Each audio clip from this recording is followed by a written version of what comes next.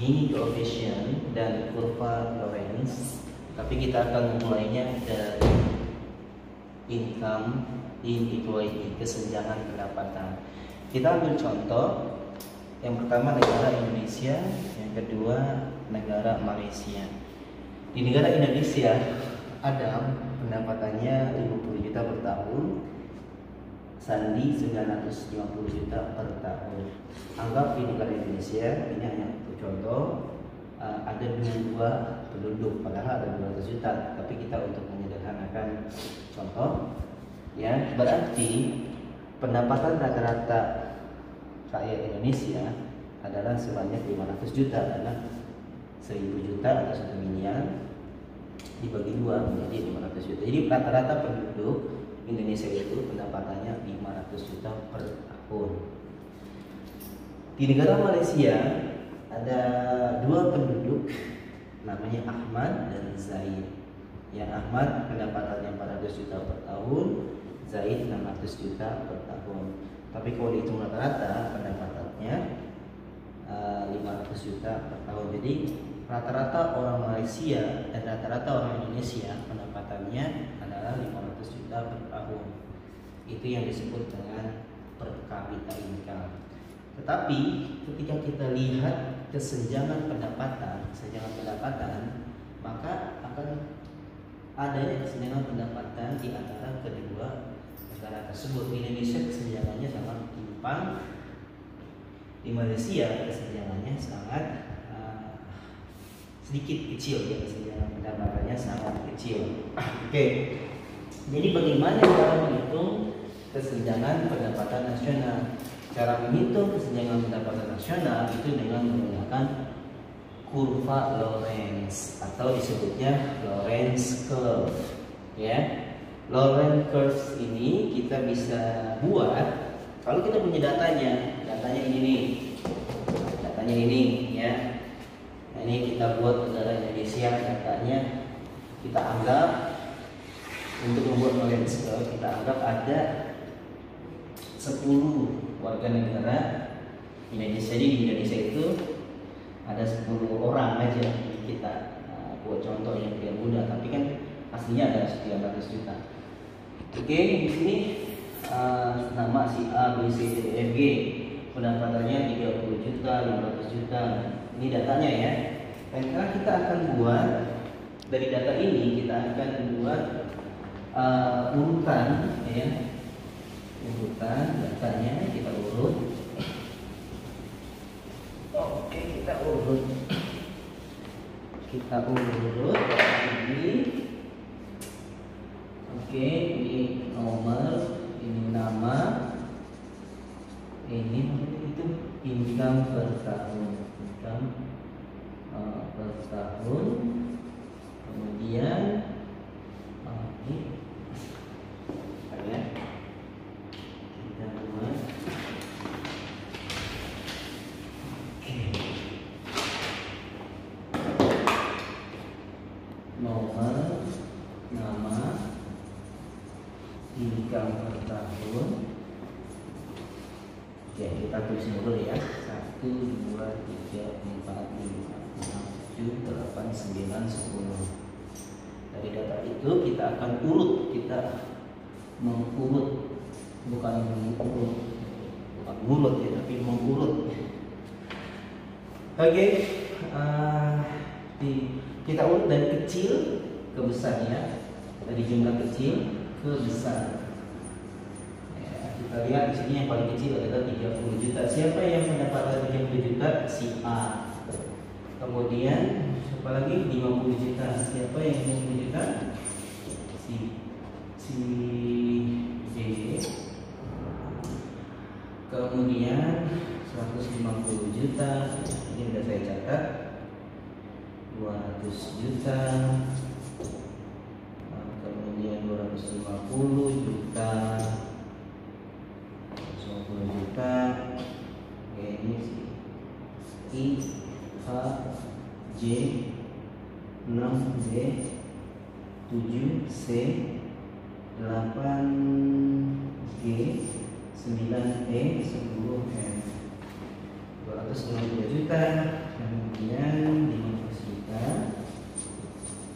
500 juta, 700 juta, 800 juta, 1 miliar, dan 2 miliar. Totalnya berapa nih? Bisa. Totalnya 580 juta. Jadi 5.680 juta atau berapa? 5,68 M. Oke. Sekarang kita tadi ada yang lewat ya. Ini namanya kurva. Ini belum dibuat. Ini belum dibuat kurva Lorentz-nya. Tapi kita akan jelaskan ini adalah 20% jumlah populasi ya. Di sini per 20% jumlah populasi kita akan hitung. Jadi di sini 20% termiskin, 20% termiskin kedua, 20% terkaya, 20% terkaya kedua, dan ini 20% kelas menengah ya. Sehingga ini dikelompokkan per 20%. Maka kita akan lihat ya, kalau ada 10 warga negara, maka 20%-nya adalah berapa? 2 ya. Maka ini persentasi populasi 20% ya. Jadi peningkatannya ada 20%, maka ini 2 orang ini yang 20%, ini 20% juga. Jadi kita tinggal buatkan saja ini 20%, ini kita kelompokkan per 20%, ini 100% ya. Oke, jadi ini total keseluruhan pendapatan nasional sebanyak 5.680 juta atau 5,68 miliar. 30 dari 80 juta itu berapa persennya? Dari 5,68 ya. Di sini saya sudah menghitung, ini adalah 1,4%-nya ya. 1,4%. Kemudian ini 350 juta, berapa persennya dari ini? Kita sudah hitung di sini 6,2%.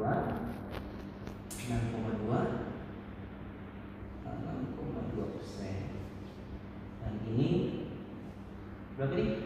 750 juta, berapa persen dari 5.680 juta? Maka kita punya 13,2% ya. Dan kemudian ini 26,4%, dan ini 3 miliar berapa persen dari ini? Kita sudah dapatkan di sini 52,8. Persentase ini kalau di total harus berjumlah 100%. Kita lihat aja ya. Jadi totalnya akan 100%. Maka kita sudah dapat ya, ini ya. Kita akan masukin ke sini untuk membuat kurva Lorentz. Kita buat 20% orang termiskin di Indonesia berapa pendapatannya? Ini 20%, 40%, 60%, 80%, 100% untuk pendapatan. Di sini berapa persen pendapatannya? 20% orang Indonesia pendapatannya 1,4%.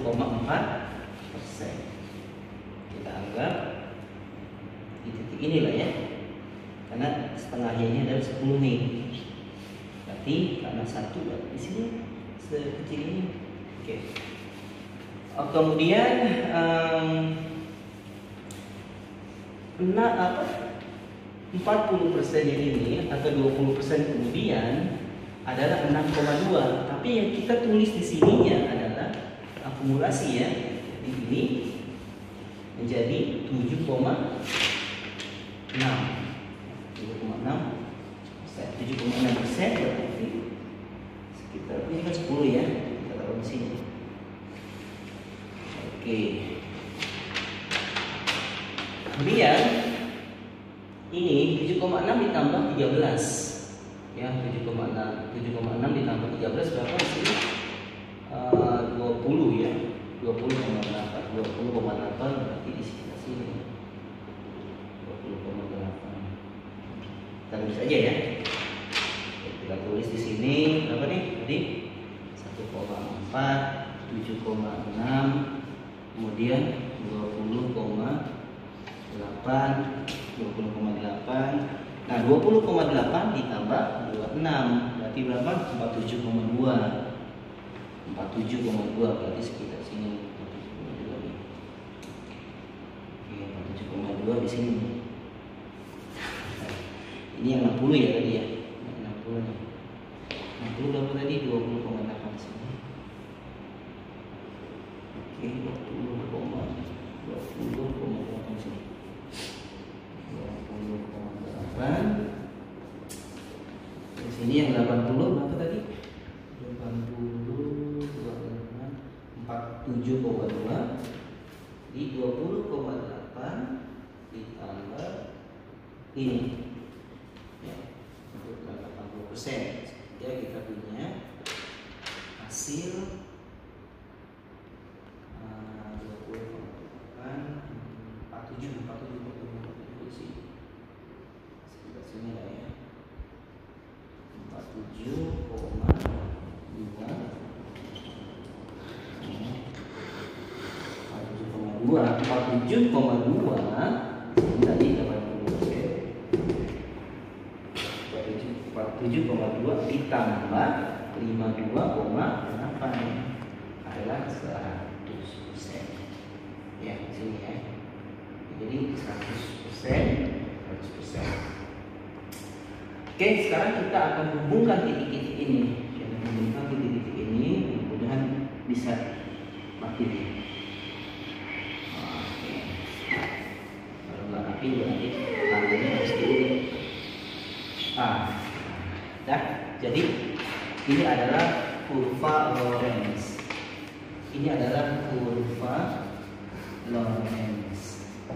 Jadi kurva Lorenz ini menunjukkan bahwa adanya ketimpangan pendapatan masyarakat di suatu negara. Semakin kurva Lorenz ini menjauh dari garis 45 derajat, maka semakin timpang. Ya, semakin kurva Lorenz ini mendekat dengan garis 45 derajat, maka ketimpangan akan menipis.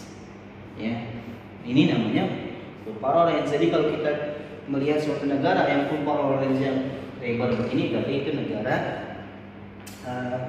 yang ada kesenjangan pendapatan di antara masyarakatnya. Oke, apalagi Gini coefficient, oke?